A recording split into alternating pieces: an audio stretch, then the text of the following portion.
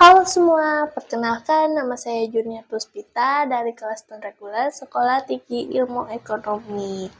Mungkin dari kalian ada yang tahu tentang buku ini.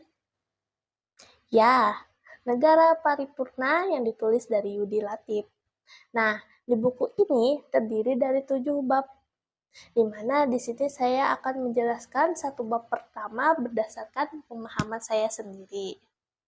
Di mana dalam bab ini terdiri dari pendahuluan, fase pembuahan, fase perumusan, fase pengesahan, Pancasila sebagai karya bersama, historitas, rasionalitas, dan akualitas Pancasila.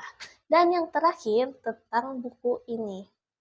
Baik, sekarang kita akan memasuki poin pertama, yaitu fase pembuahan, di mana sejak 1924, Perhimpunan Indonesia di Belanda mulai merumuskan konsepsi ideologi politiknya dengan tujuan kemerdekaan, yang didasarkan dengan 4 prinsip, yaitu persatuan nasional, solidaritas, non-kooperasi, dan kemandirian. Persatuan nasional berarti keharusan untuk melakukan perjuangan bersama dari ragam ideologi, identitas, dan forum melawan kolonial. Solidaritas berarti menghapuskan perbedaan-perbedaan antara rakyat Indonesia dan lebih menghindari konflik-konflik kepentingan antara pihak penjajah dan rakyat. Non-kooperasi berarti keharusan untuk mencapai kemerdekaan melalui usaha-usaha bangsa Indonesia. Karena pihak penjajah tidak akan pernah memberinya secara sukarela. Lalu kemandirian berarti keharusan untuk membangun sebuah struktur nasional, politik, sosial, ekonomi, dan hukum alternatif yang kuat dalam masyarakat pribumi yang sejajar dengan struktur pemerintahan kolonial. Sekarang, poin kedua, yaitu fase perumusan.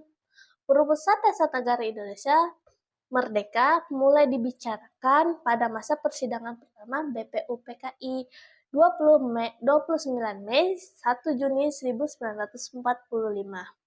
BPUPKI sendiri didirikan pada 29 April 1945 menyusul pernyataan Perdana Menteri Jepang Koniaki Koiso pada 7 September 1944. Dalam merespon permintaan Rajiman mengenai dasar negara Indonesia sebelum pidato Soekarno pada 1 Juni, anggota-anggota BPUPKI lainnya telah mengemukakan pandangannya. Meski demikian, prinsip-prinsip yang diajukan itu masih bersifat serabutan, belum ada yang merumuskan secara sistematis dan holistik. Dalam kesempatan lain, Soekarno mengatakan bahwa kita dalam mengadakan negara Indonesia merdeka, itu harus dikatakan negara itu di suatu meja statis yang dapat mempersatukan segenap elemen bangsa.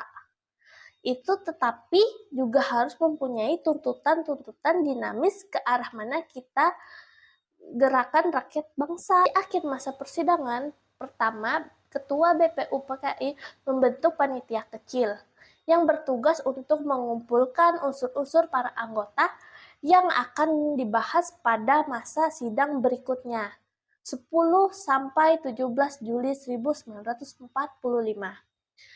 Panitia kecil yang resminya bergontokan 8 orang di bawah pimpinan Soekarno dengan berbagai argumen itu pada tanggal 15 Juli, Soepomo bersedia menempuh pilihan kompromistis dari hasil sidang. Dengan penerimaan itu pula rancangan Undang-Undang 1945 mengandung semangat kemuliaan, hak-hak dasar yang luas, dan visioner meskipun pasal-pasal tentang hak dasar itu terbatas jumlahnya. Lalu, poin ketiga, yaitu fase pengesahan. Pertemuan pertama PPKI dilaksanakan pada 18 Agustus 1945, di mana terjadi perubahan politik Indonesia secara dramatis setelah proklamasi kemerdekaan. Dalam pertemuan ini, dilakukan penyusunan PPKI yang beranggotakan 21 orang, dipimpin oleh Soekarno dan Muhammad Hatta. Terjadi perdebatan mengenai ungkapan Tuhan yang wajib menjalankan syariat Islam bagi pemeluknya, yang kemudian dirubah menjadi Tuhan yang Maha Esa. Demi menjaga persatuan, perubahan ini menimbulkan kekecewaan di kalangan Islam, karena dianggap melanggar kompromi sebelumnya. Dalam penjelasan tentang Undang-Undang Dasar 1945, dinyatakan bahwa negara Indonesia memperhatikan keistimewaan penduduk yang terbesar, yaitu mereka yang beragama Islam.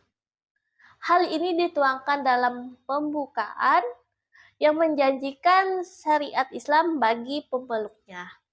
Undang-Undang Dasar itu harus mengandung isi yang mewajibkan pemerintah dan lain-lain menyelenggarakan negara untuk memelihara budi pekerti, kemanusiaan yang luhur, dan memegang teguh cita-cita modal rakyat yang luhur.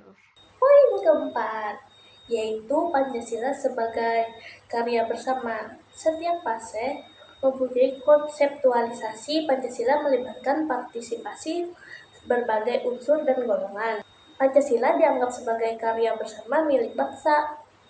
Proses konseptualisasi melintasi rangkaian panjang, sehingga proses penyempurnaan Pancasila melibatkan Panitia 9 yang menghasilkan Piagam Jakarta, dan akhirnya Pancasila ditetapkan sebagai dasar negara Indonesia secara konstitusional melalui proklamasi kemerdekaan pada 18 Agustus 1945. Jadi, Pancasila dikonseptualisasikan dan ditetapkan sebagai dasar negara Indonesia melalui serangkaian proses yang melibatkan berbagai pihak. Dan poin kelima, historis, rasionalitas, dan akualitas Pancasila. Pancasila sebagai dasar negara, Indonesia memiliki sejarah rasionalitas dan akualitas penting bagi kebangsaan. Pancasila menjadi sumber jati diri, kepribadian, dan haluan keselamatan bangsa. Pancasila dipandang sebagai pandangan hidup yang mempersatukan keragaman Indonesia. Sebagai landasan moral dan kehaluan kebangsaan, Pancasila memiliki justifikasi historis, rasional, dan akualitas yang dapat menjaga keutuhan dan kemajuan bangsa. Sebagai landasan moral dan haluan bangsa, Pancasila memiliki justifikasi historis, rasionalitas, dan akualitas yang dapat menjaga keutuhan dan kemajuan bangsa. Rasionalitas Pancasila mendukung pemikiran teoritis tentang hubungan agama dan negara yang perlu diakomodasi secara toleran. Nilai-nilai universal Pancasila berfungsi sebagai fundamental etika politik, kehidupan bernegara, dan dalam pergaulan dunia. Dan terakhir tentang buku ini. Berdasarkan pemahaman saya, tentang buku ini membahas mengenai buku yang mengupas kritis kebangsaan dan kenegaraan di Indonesia. Buku ini merefleksikan kesadaran dan keprihatinan bahwa terjadi krisis yang mendera kehidupan bangsa saat ini, yang mengharuskan kita untuk lebih memahami persoalan fundamental yang melandasi krisis tersebut. Buku ini bertujuan untuk menggalakkan nilai-nilai luhur Pancasila dengan mempertimbangkan rasionalitas, akualitasnya dalam mengatasi masalah kekinian. Diharapkan buku ini juga dapat membangkitkan semangat ketulusan, tanggung jawab, kepercayaan diri, kebijaksanaan, dan optimisme bagi para pendiri bangsa untuk mewujudkan kejayaan bangsa di masa depan. Dan berupaya untuk menghidupkan kembali nilai-nilai Pancasila yang sejalan dengan harapan cita-cita bangsa Indonesia yang luhur, serta menjadi acuan dalam menghadapi tantangan bangsa saat ini. Mungkin itu saja yang dapat saya sampaikan. Mohon maaf jika terjadi kesalahan dan terima kasih.